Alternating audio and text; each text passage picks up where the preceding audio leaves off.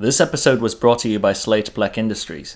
For M-LOK grips and accessories, visit slateblackindustries.com. How are we comparing weapon systems? Let's get into it.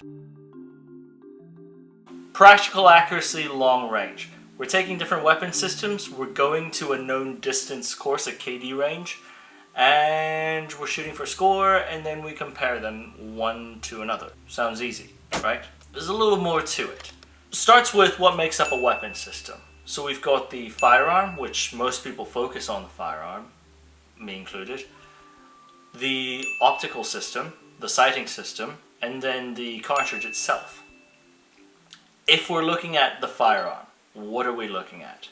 So we've got, say, the trigger. That's a huge effect on things. I mean, the AUG trigger is not as good as, say, the M16 trigger, which is not then as good as a Mark 12 or the Remington's trigger right here. Ergonomics, that's a big one. The magazine sticking out from the Kalashnikov prohibits me from shooting this in a prone position like some of the other rifles. That in turn has me adjusting my body mechanics to fit its ergonomics. Muzzle device, suppressor added on. Does it help or does it detract from the accuracy? Depends on what type of suppressor you're running. Say like an AEM5 that we run on the Mark 12 actually helps with the accuracy. We've documented that in the Mark 12 video as well.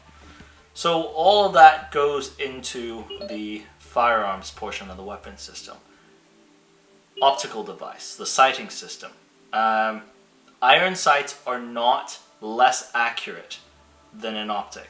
I think we've seen this across the board at this point. That being said, your graduated sight versus your L sight. Let's look at the two FAL videos that we did.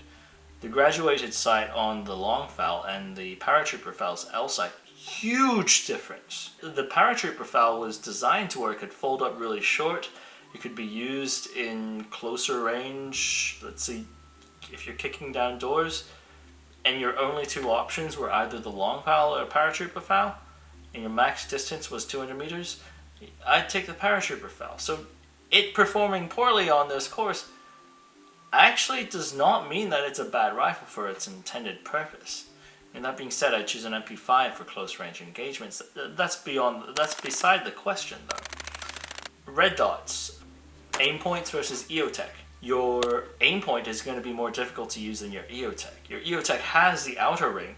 That could also be a reference point for wind drift. It could be a reference point for elevation. So that's going to be easier. And I've got astigmatism. Aim point, it plumes a little bit when I look through it. So I've got to dial it down as much as possible. Your scope reticles, your ACSS reticle is going to be a leg up over your traditional crosshair.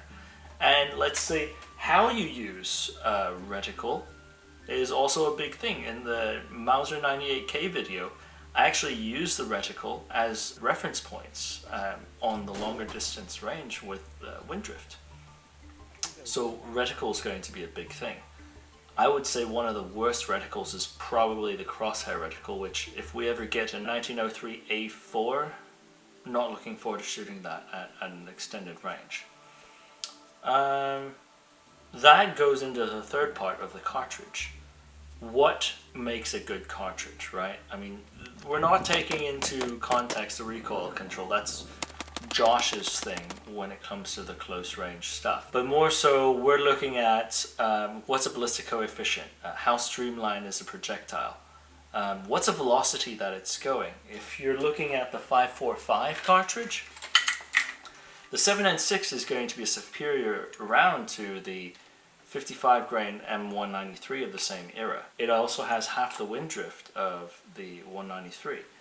That being said, what happens when you cut the barrel significantly shorter? I don't know, we'll find out later this year. But the velocity has a huge effect on how a weapon system performs.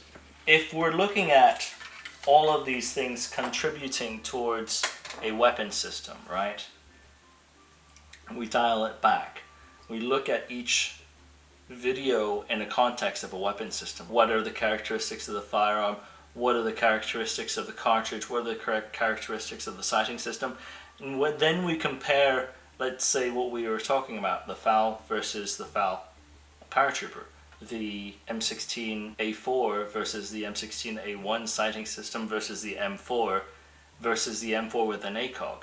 How do all of these systems compare to one another? I think we can get more out of the exercise than just let's rank it. And obviously, with the environmentals, with different wind conditions, we're also seeing a different effect put on to the weapon system itself.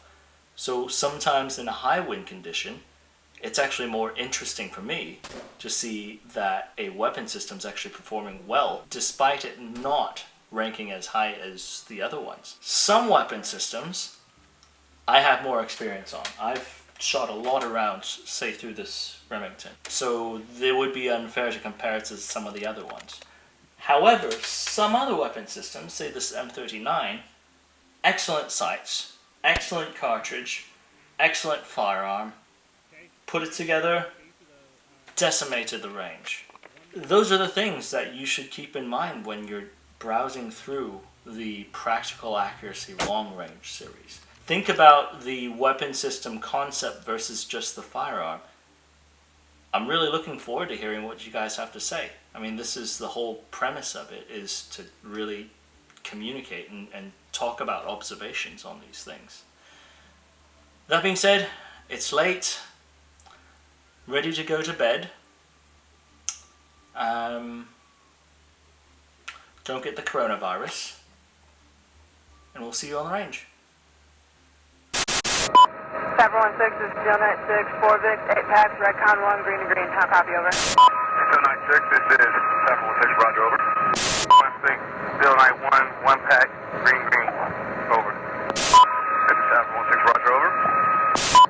16, Steel 92, 1 Victor, 2 packs, Redcon 1, over.